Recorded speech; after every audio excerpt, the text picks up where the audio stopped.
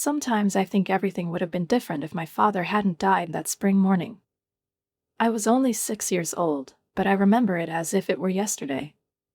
These memories didn't remain as fragments but as vivid images, like scenes cut from a strange and vibrant film where I play the main role but cannot change the script. When I close my eyes, I still see him, Dad, standing at the stove, a smile on his lips and a playful twinkle in his eyes as he laid out another batch of his famous pancakes on the skillet. It was one of those Sunday mornings when everything at home was quiet but happy. Mom would always set the table, humming a tune I can no longer recall. I only remember Dad jokingly saying to me, "Lily, princess, come help your old man flip these masterpieces." He waved his spatula like a magic wand, and I, as always, enthusiastically rushed to the kitchen. I'd leave my beloved plush rabbit behind without a second thought and run to him, joyfully exclaiming. He would laugh, and I felt that this moment was part of some magical life where everything would be fine. Where every day began with mornings filled with smiles and the smell of fresh pancakes. But that day was different. It was strange because that moment became the last one I could remember so vividly, so alive. The spatula clattered to the floor, and everything around suddenly became hollow and alien. I remember Dad clutching his chest. It happened so fast. I didn't have time to understand anything. His face contorted in pain as though he was trying to tell me something important, and then, everything was consumed by emptiness. I only remember that, in that moment, the world became unreal, foreign. The scene began to blur, and flashing lights from the ambulance, hospital corridors, and Mom's desperate cries replaced it. She screamed. But there was nothing I could do. It all happened too quickly, and my father was gone. Gone, leaving behind an empty house that now felt too big, too quiet. After he was gone, our lives changed. Yet I still felt I couldn't let him go. Dad was more than just a father to me. He was the warmth I wanted to wrap myself in when it got cold. But now that warmth was gone. Mom grieved for a while, but not for long. Eventually, she met Richard, a man who entered her life as she sought solace. He was part of a support group for widowed parents. Richard was not like Dad. He was different, tall, kind-eyed, with a smile that vaguely reminded me of my father's, though it wasn't the same.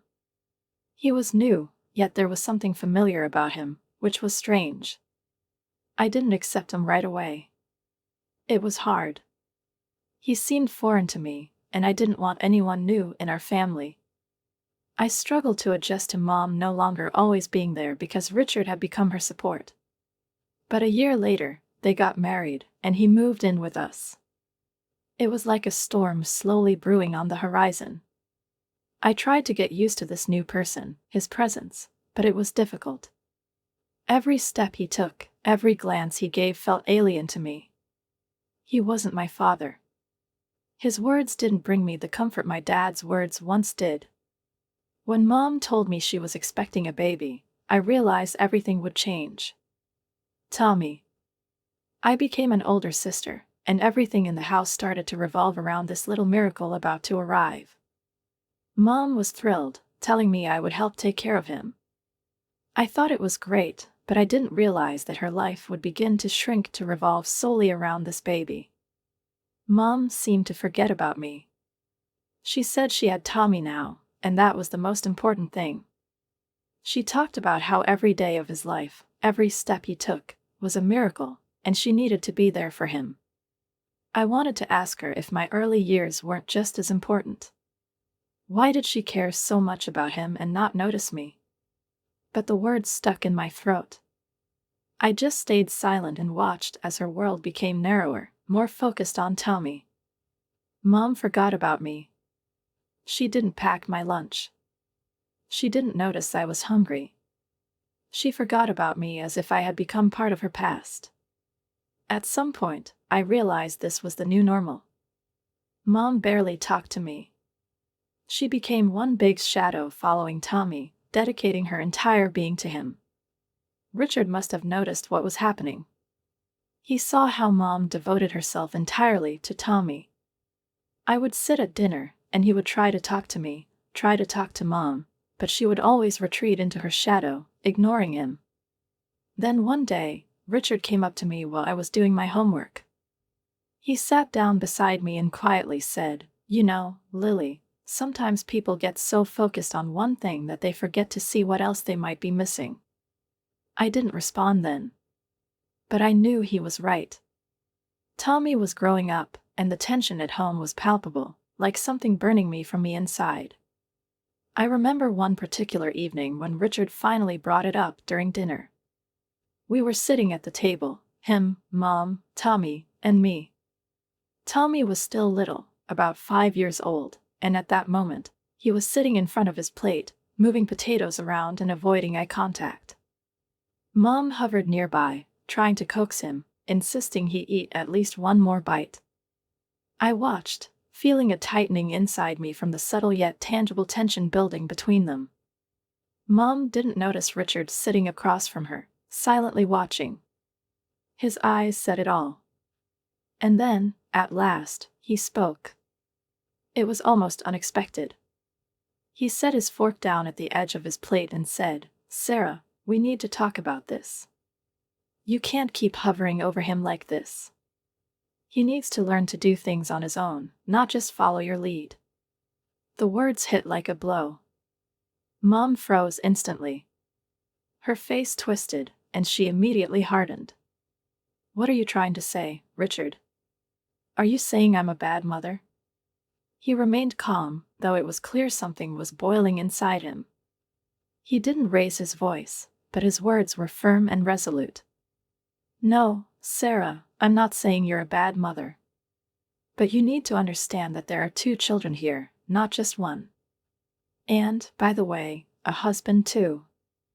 I, as if from another world, tried to focus on my mashed potatoes, but in truth, I was catching every word, every phrase. It was in that moment that I first realized what was happening in the house wasn't just a storm between them, it was something more. Mom immediately snapped back. "He's still so young." I couldn't hold back and mumbled something under my breath, but no one heard me. It was as if I had become invisible, a shadow in this house where everything revolved around Tommy. There was no time for reflection, though. The situation came to a head when Richard suggested signing Tommy up for Little League Baseball. I was sitting on the stairs, supposedly doing homework, but I overheard Richard's voice coming from the kitchen, clashing with Mom's fiery response. "Absolutely not," her voice was sharp and desperate. "Do you know how dangerous baseball is? He could get hit by the ball or twist his ankle. Or, for God's sake, Sarah, he needs to experience life. You can't protect him from everything." But Mom was adamant. She didn't give in, and instead of letting him feel like part of something bigger, she enrolled Tommy in art classes at the community center. I can still remember his gloomy face as he sat there, pointlessly swiping a paintbrush across the paper while other kids enthusiastically learned and immersed themselves in the process. He quit after the 3rd lesson, and of course, Mom blamed the teacher, not understanding that her son wasn't cut out for such things. Richard, trying to balance things out, started spending more time with me. Maybe it was his way of compensating for Mom's behavior, or maybe he simply saw that I needed someone in my corner. He took me to karate lessons 3 times a week. I screamed louder than anyone when I earned new belts, and while I thrived under his attention and support, Tommy became increasingly difficult. He began locking himself in his room, leaving it in complete disarray, clothes, toys, and mess everywhere. Mom often looked at me with a gaze that said, "Aren't you ashamed not to help your younger brother?" Sometimes I was horrified at having to clean his room as if it were my responsibility. One day, Richard found out about it, and his reaction was immediate. He erupted. "You're not his maid, Sarah," he said, his frustration evident. "He needs to learn to clean up after himself," Richard continued, his irritation no longer hidden. Mom exploded, and this wasn't just an argument. It was something painful, something deep. As always, she brought out her ultimate weapon. You love her more than your own son. I saw Richard's face darken. He suddenly seemed lost, and the fight left his eyes. He looked at me with a guilty expression, then sighed, raised his hands, and surrendered. Fine, fine, he said quietly, his voice full of exhaustion. Have it your way. He walked away, and I knew he wouldn't argue with Mom about Tommy anymore. But his look, that moment when he glanced at me, it said everything. Even if he gave up fighting with Mom, he hadn't given up on me. And in that, there was some strange but meaningful comfort. Small comforts are sometimes all we have. Graduation day was bittersweet. I stood in my cap and gown, scanning the crowd, my heart heavy with not just excitement but a peculiar weight. It was all over. School, all those years of trying to please Mom, trying to be who she wanted me to be, they were behind me. But today was my day. I felt the air around me seem to straighten, and everything that was supposed to be was now becoming real. Richard was there, beaming with pride, an indescribable emotion shining in his eyes. He was proud of me, and I could feel it in every fiber of my being. Mom was there too. She stood a bit apart, checking her phone. Probably texting Tommy's nanny. Same as always. Richard called me into his study, and I followed, feeling the tension in my chest grow. He pulled out a folder full of college brochures. You can go anywhere you want, he said, running his hand over one of the brochures. This is your chance, Lily. You deserve everything you dream of. I stayed silent, trying to process what he had said, but before I could reply, Mom swept into the room like a whirlwind. You can't be serious, her voice was sharp and filled with anger. We need to save that money for Tommy's future. He'll need it. Richard's expression hardened. I had grown used to that look. It appeared whenever clashes like these started. He was resolute and unwilling to back down. This isn't up for discussion, Sarah. I've already made my decision, he said quietly but firmly. Mom couldn't help but react, but her words had no power against Richard's resolve. In the end, I chose Marshall University in West Virginia.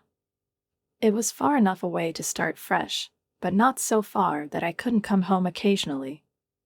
When Richard helped me move into the dorm, I felt a strange sense of relief. Mom couldn't make the trip because Tommy couldn't handle her being away.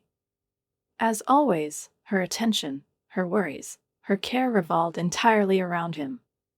In that moment, I realized that this change was exactly what I needed. For the first time, I felt free. Free from all the expectations, free from always feeling like the less loved child in our home. No matter what Mom said, I knew she would always be more focused on Tommy. He was her center, her universe. I often spoke with Richard on the phone. He would explain to me that Tommy was going through a difficult phase. His voice sounded tired, almost hopeless. He said Tommy was hanging out with the wrong crowd. I tried suggesting ways to get him involved in other activities, but Richard knew how things would escalate with Mom. Let me guess, she said you're too strict with him, he asked once. She actually called you a tyrant for suggesting he stick to a routine. I was used to it by then.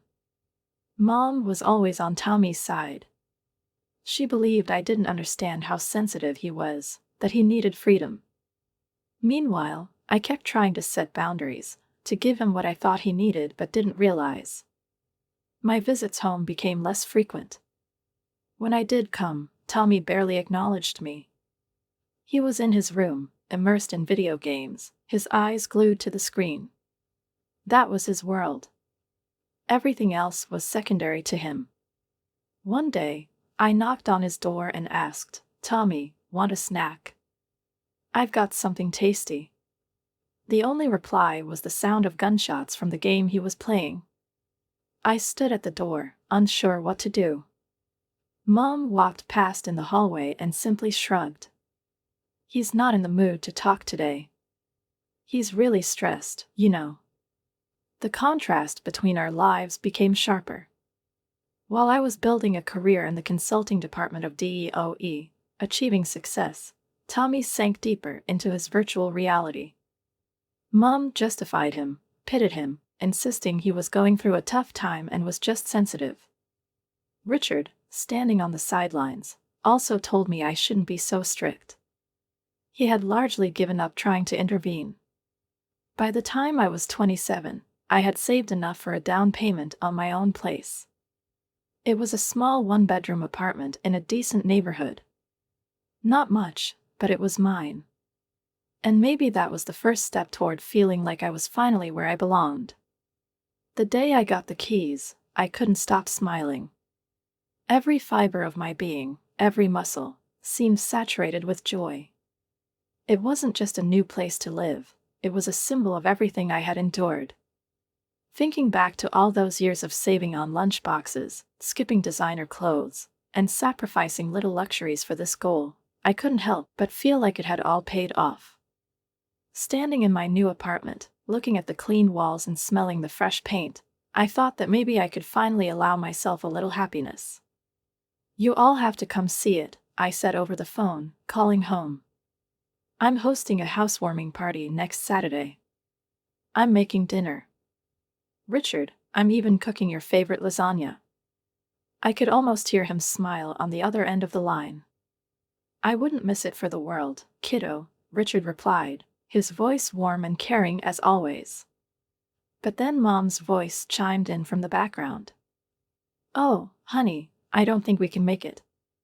Tommy has plans that day." "Plans?" she drawled vaguely, and I could hear the sound of Tommy's video game blaring in the background.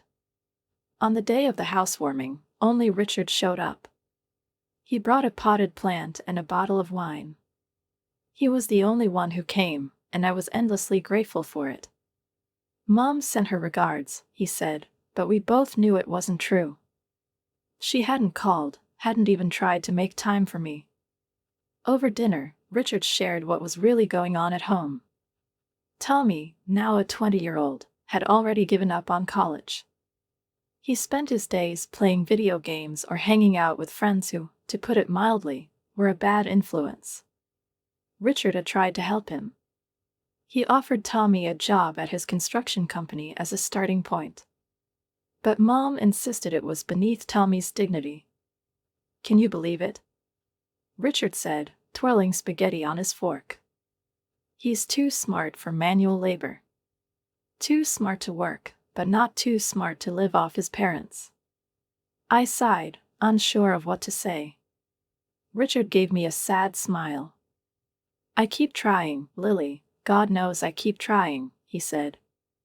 I could see his face reflecting the exhaustion of endless attempts to help, the disappointment that never seemed to fade. That was our last real conversation, the last dinner filled with so much hope and worry. But 2 years later, I received a call that changed everything. Richard had passed away. He collapsed at work from a heart attack, just like my father, only Richard was younger. By the time I got to the hospital, he was gone. It all happened so quickly, I barely had time to grasp what was going on. The funeral was surreal. Mom put on a show, as always, dramatically sobbing and telling anyone who would listen what a wonderful husband Richard had been. "We were so happy together," she said. "What will we do without him now?" I stood watching her performance with conflicting emotions, disgust and pity. Mom's tears weren't for Richard, they were for herself. I could see the gears turning behind her facade of grief. Richard had been the sole breadwinner, and now, without his income, how would she manage? How would she maintain Tommy's accustomed lifestyle? Richard had been her support, her biggest lifeline. Tommy didn't even bother wearing a proper suit to the funeral. He showed up in wrinkled khakis and an old polo shirt that had seen better days. Most of the service, he spent staring at his phone. I watched Mom make excuses for him, bitterly explaining to everyone that he was grieving in his own way. Standing there by Richard's grave, I couldn't help but think about how history was repeating itself. Another father, another heart attack, another funeral. This time, I was old enough to see it all clearly, including the fact that Mom's tears were more about her bank account than her broken heart. A year after Richard's death, I had almost lost touch with Mom and Tommy. The only source of information about their lives came from the occasional phone calls from Aunt Linda. She told me they were living off Richard's savings, and recently Mom had sold his Chevrolet, and his workshop tools had disappeared before that. I tried to ignore it, even though I couldn't shake the feeling that something was wrong. Honestly, I didn't care, but when Mom's number flashed on my phone one Tuesday evening, my heart still skipped a beat.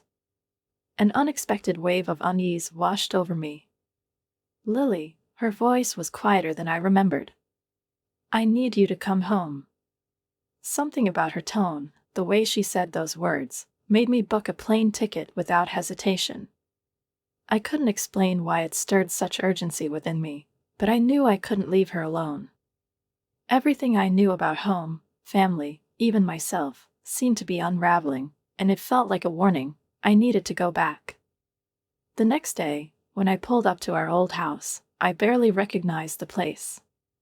The house, once an example of order and care, now seemed abandoned. The garden Richard had so meticulously maintained was overgrown with weeds, and the paint on the window frames was peeling. One of the shutters hung crookedly, as though it had given up after years of neglect. Everything I saw was a sign of decay, but it wasn't just the house that concerned me. Mom had aged terribly. When she opened the door, I barely held back a gasp. The vibrant woman I once remembered, with her light gait and glowing confidence, had been replaced by someone who looked 20 years older than her actual age. Deep lines creased her face, and her hair, always perfectly styled, now revealed gray roots stubbornly breaking through her once bright color. This from the woman who used to make me rewash dishes if she saw even one water spot, I thought as I stepped inside. The air carried a stale smell of mold, and the sink was piled high with dirty dishes. A thin layer of dust covered everything, as though it hadn't been cleaned or touched in ages. At that moment, I realized things had changed drastically, and it wasn't just the house. Mom motioned toward the living room, leading me inside. I sat down on the couch, and a spring dug into my thigh, painfully reminding me of how Richard would have fixed it immediately, never allowing such discomfort in the house. Everything here was broken, not just the things, but the house itself, and Mom along with it. "We're running out of money, Lily," she said, wringing her hands on her lap. Her hands looked almost frail, thin, and trembling. "My pension barely covers the utilities, Anne," she trailed off, as if afraid to say it out loud, but I already knew what she was about to add. I couldn't ignore the way her eyes avoided mine, and I felt a heavy weight settle in my chest. "What about Tommy? Is he helping with expenses?" I dared to ask, unable to hide my concern. Mom hesitated, her face shifting through expressions as though she was trying to mask something. I could sense her embarrassment mixed with a defensive air. "He's looking for work," she said, her voice uncertain. "It's not his fault. These employers just don't understand him. The last place he wanted to work expected him to start at 8 o'clock in the morning. Can you imagine, Lily? Tommy's not a morning person. And they want him to do physical labor with his intelligence." I felt my jaw clench. It was hard to take her words seriously. Tommy, at his age and with no experience, couldn't afford to be so picky, and she knew it as well as I did. But she didn't want to hear it. She had spent too many years shielding him, too many times justifying his behavior. Her words carried the same familiar tune as before. "Mom," I couldn't hold back anymore. "At his age, he can't afford to be so picky. He can't just sit around waiting for the perfect job." She cut me off, her voice rising to that familiar pitch that always preceded a defense of Tommy. But then, her tone shifted abruptly. It was like a switch had flipped, the moment someone decides they can't keep fighting. "Lily, we need your help." We can't survive without it. I hate to ask, but you're doing so well in your career. You've always been so successful. You understand we can't make it without you. Her words flowed out in a rush, unrelenting. I knew what was coming, but part of me still couldn't believe she would go this far. When she mentioned the amount, $1,500 a month, I nearly choked. It was a significant portion of my salary, and I caught myself nodding, unable to believe I was back in this position. Old wounds and dashed expectations resurfaced, tearing at me. But I couldn't stop myself when Mom added, "He's at an interview." Her face lit up slightly. "It's for a very promising position at a tech company." I stood on the threshold, feeling the cold air seep under my jacket, struggling to reconcile the chaos inside the house with the figure now filling it with her presence. Candy. She was sprawled on the couch as if oblivious to everything happening around her. Her perfectly manicured nails glinted under the dim lamplight, her fingers deftly tapping at her phone screen as if her very existence depended on the next message or like. Empty chip bags and soda cans littered the area around her, remnants of a perpetual party that never actually happened. "Candy?" I asked, though it was already obvious. She glanced up but didn't lift her thickly mascaraed lashes from the screen. Blowing a large bubble, she let it pop and retreated back into her world. "Tommy said I could stay here now," she said, her voice flat and indifferent, as if I were just another backdrop to her endless show. She barely frowned when she noticed my clear bewilderment. "Have you seen how this place looks?" I asked, trying to contain the irritation that was rising in waves. I wanted to channel it at my mother, who was likely retreating from these awful sights, trying to hold on to some shred of the dignity she once had. "I've seen it." "So what?" Candy didn't even flinch. She kept rummaging through food wrappers, barely noticing me. My gaze swept across the room again. Once, this had been a home you always wanted to return to, where everything was in its rightful place. Now it was a pale shadow of what it had been, mangled by irresponsibility, chaos, and apathy. It felt as though someone had ripped the soul out of this place, leaving behind only scraps of memories and dust.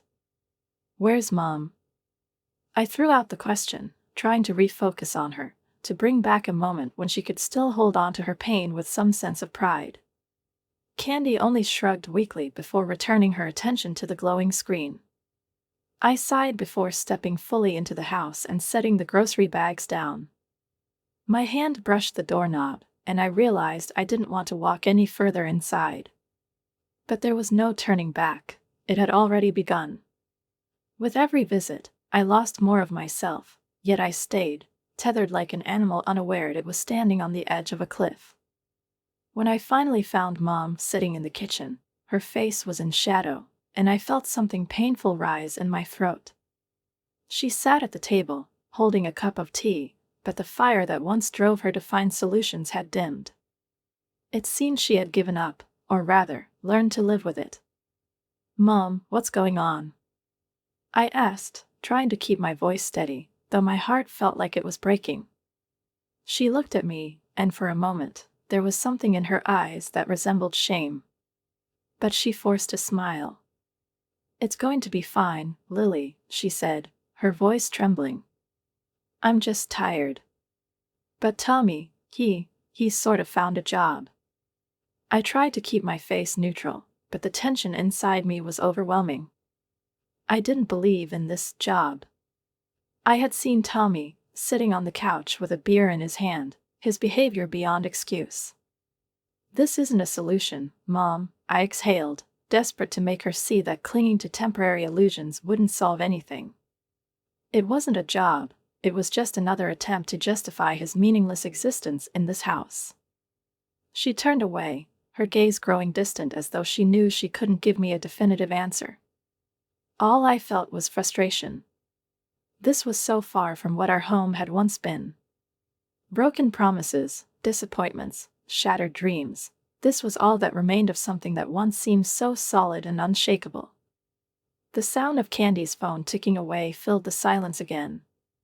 It could have been my enemy if not for the bitter realization that I had been dragged into a side of life I never chose.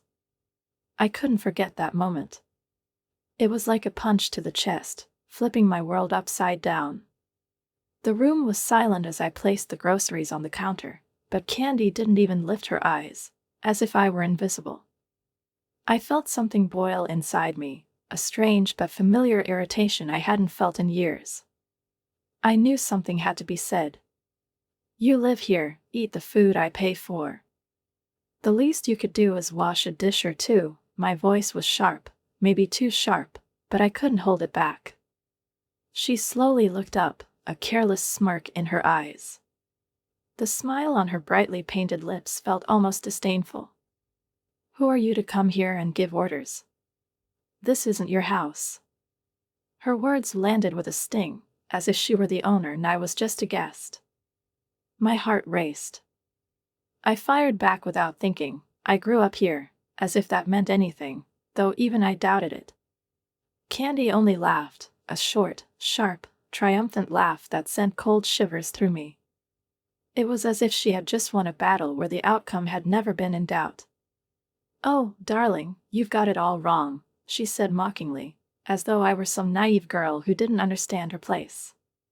She shifted slightly, making herself more comfortable, and I felt as though my feet had rooted to the floor. "This house belongs to Tommy now," she announced, as if it were a trivial detail. "Your mom signed everything over to him. There's a will," she added, pulling out a stack of papers and flipping through them nonchalantly. I stood there, unable to process what that meant. My head spun at the words, at their implications, at how my world was collapsing around me. "Are you insane? What will?" "You can't be serious." I barely held back a full-blown scream. The word will now sounded like a death sentence, something I hadn't expected but had come far too soon. She glanced up from the papers again, her expression cold and calculating. "Yes, it's true," she said with such bluntness that, for a moment, it felt like everything else around me disappeared, leaving only her icy certainty. "You don't get it. You always thought your mom loved you as much as Tommy, but—" Her words were soft, but every syllable, every inflection consumed everything around me. It wasn't just news, it was a curse that struck me down. Mom. She had always said she loved us equally, always tried to explain that her love had its nuances, that she didn't know how to express it, but I had been wrong. "Are you really saying this about your brother?" Candy's voice suddenly rose, filled with a fury I'd never heard before. "You don't understand him. You've never understood him. He's better than you in every way. And I don't want you here anymore." Her words hit me like a hammer. I felt the air tighten around me, my chest constricted by an invisible force. I didn't want to believe it. It couldn't be true. But I felt everything inside me crumble. Everything I'd once considered my world was now revealed as nothing more than a mirage. I turned and walked toward the door, unable to speak. Candy laughed again. It was a victorious, gloating laugh that echoed through the house, each note striking my mind like a blow. I couldn't bear it. 21 years of hope, excuses, attempts to earn even a fraction of my mother's love, and it was over. I stepped outside, and the door clicked softly shut behind me, as if sealing the abyss that had grown between us. I drove home, the road blurring into a gray haze. The world melded into a single colorless smear, and I couldn't recall how I'd made it through the 4-hour drive, climbed the stairs to my apartment, or sat on my couch, drained and empty. But one moment, one thought pierced through the chaos. When I glanced at my phone, my eyes paused on the automatic payment. $1,500 every month. And my finger, as if moved by desperation, found the button. Cancel recurring payment. I didn't hesitate. I pressed it, and it felt like liberation. A moment of clarity, a moment when I realized I no longer wanted to be part of any of it. In the weeks that followed, I focused on work, trying not to think about the gap in my budget. It no longer felt like a burden. At some point, I even thought that maybe this was a chance. A new life. A new me. I started exploring investment options for the money that had gone to my mom's account for so long. That sum had been like a heavy load I'd carried for years. Now, I was looking for ways to finally save for something of my own, a real home. Not just an apartment in a high-rise, but a house, with a yard, a garden, and a real hearth to return to when everything around felt cold and foreign. If it weren't for recent events, I might have delayed this moment indefinitely, clinging to the hope that things would get better. But now, I knew for certain, everything I'd done for Mom, for Tommy, had been for nothing. I couldn't allow myself to be their safety net any longer. Exactly 1 month after my last visit home, Mom called. I wasn't even surprised when her voice came through the line without the usual greeting or questions about how I was. It was cold, curt. The money didn't come, she said, as though it was an obvious and inexplicable error I needed to fix immediately. I stared at the phone in disbelief. My account was empty. That was impossible. I had canceled the payments. No, there's no mistake, I replied calmly. My voice held no anger, no regret. It was remarkably steady, as if I were calmly solving an important task. And for a fleeting moment, I thought this was the moment I ceased to be her daughter. The pause on the other end of the line dragged on. I sensed she was searching for words, trying to shift the blame onto someone else, something else. But then she snapped. How dare you? How dare you? Her voice rose to a shrill, piercing pitch. I felt her accusations strike me like arrows, each one piercing my heart. After everything I've done for you? I couldn't hold back. Laughter burst out of me unbidden. I couldn't stifle the reaction. What have you done for me? I repeated. Like forgetting about me, about my existence? You've always made me a maid for Tommy, made me live by his rules, and now you tell me I owe you something? I felt the anger swell inside me, an avalanche surging downhill, unstoppable. She spoke again, but her words made no sense. She fell into that familiar defensive tone she always used when it came to Tommy. It was her standard move, one I'd known since childhood. You don't understand, I'm upset. You can't just stop helping us. We rely on that money. Tommy and Candy are planning a trip to Cancun. I pressed the phone to my ear, my mind foggy. How could she be so blind, so utterly selfish? I interrupted her, my voice sharp and resolute. Tommy doesn't need a vacation, Mom. He needs a job. I could feel the shock in her silence quickly replaced by aggression. How dare you speak about your brother like that? You're just jealous of him because he's always been the favorite. You left everything to him. Her words hit me hard, but I couldn't stop. This was my last attempt to make her see reason, because now I knew I no longer wanted to live in this nightmare. You've made your choice, Mom. Now he can take care of you himself. My heart pounded furiously, but I couldn't allow myself to give in. She kept shouting, gesturing wildly even though I couldn't see her, blaming me for being ungrateful, for paralyzing their lives. But I was already gone. I let her yell for a while before responding softly but firmly, "Goodbye, Mom. Don't call me again." I hung up, feeling as though a heavy weight had lifted from my shoulders. But it wasn't over. Over the next few weeks, her messages came from all directions. Facebook, Instagram, emails, full of complaints and accusations.